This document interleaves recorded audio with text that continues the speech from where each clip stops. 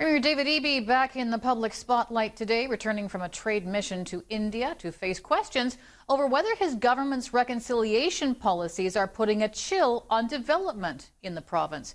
For more, let's check in with Rob Shaw at the BC Legislature. So, Rob, the Premier at the Natural Resources Forum in Prince George today. What did he have to say to the group?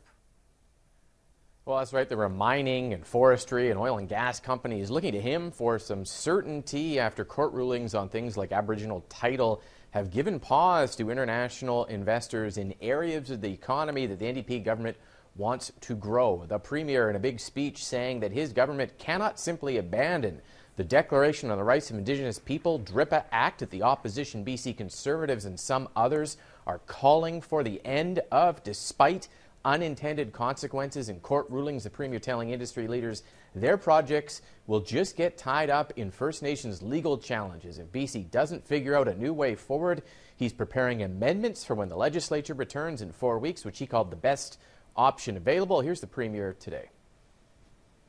Every single one of these projects is engaged in partnership with the local First Nations.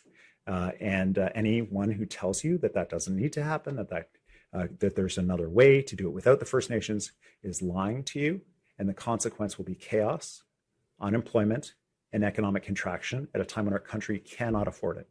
We need to stand together, including in partnership with First Nations, and it's crucial.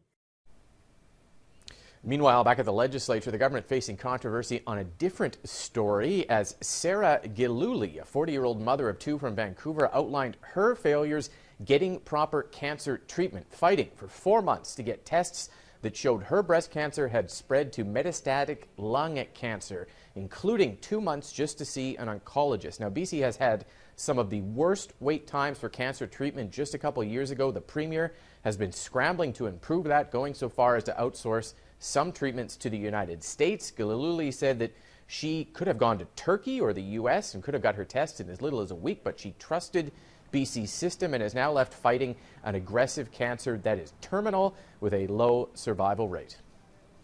I wonder still if I should have left, if I should have gone to Turkey, or if I should have gone to a different hospital.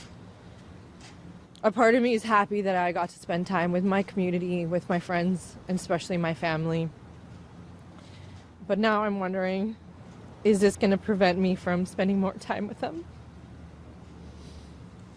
Lives depend on us helping and changing the system. Unfortunately, Sarah's story is incredibly common.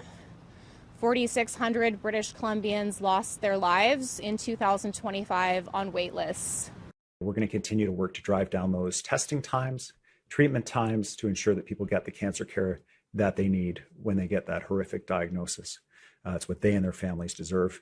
And if this woman did not receive that from our cancer system, we'll have a look at that and identify the gaps to make sure that it's addressed.